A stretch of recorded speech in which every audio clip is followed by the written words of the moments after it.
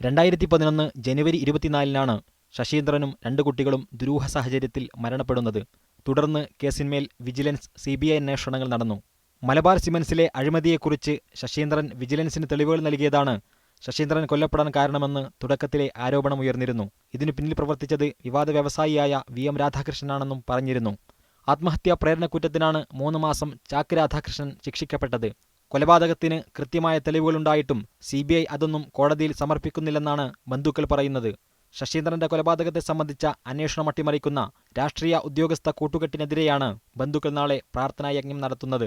ഇപ്പോൾ ഞങ്ങൾ ഈ ആവശ്യപ്പെടുന്ന 3 വർഷം തികയുന്ന സമയത്ത് ഞങ്ങൾ നിരന്തരമായിട്ട് ശശീന്ദ്രന്റെ കുടുംബാംഗങ്ങളും ആക്ഷൻ കൗൺസിലും പൊതുസമൂഹവും ആവശ്യപ്പെടുന്നത് മരണവുമായിട്ട് ബന്ധപ്പെട്ടിട്ടുള്ള മുഴുവൻ വസ്തുതകൾ പുറത്തു കൊണ്ടുവരണമെന്നുണ്ടെങ്കിൽ അഴിമതിയിൽ രാഷ്ട്രീയ നേതാക്കന്മാരും IAS ലോബികളും മറ്റൊക്കെ പങ്കാളിത്തം മറ്റൊക്കെ ഉള്ളതുകൊണ്ട് അത് കൂടി പുറത്തു കൊണ്ടുവരുവാനുള്ള ഒരു ധീരമായിട്ടൊരു നടപടി എടുക്കണം എന്നുള്ളതാണ്. ചാക്ക് രാധാകൃഷ്ണനും CPM-ഉം തമ്മിലുള്ള അവിശുദ്ധ കൂട്ടുകെട്ട് കൂടുതൽ ചർച്ചയാക്കുന്നതിനായി ഈ മാസം 27-ന് കലക്ട്രേറ്റ് മാർച്ചും നടത്തും.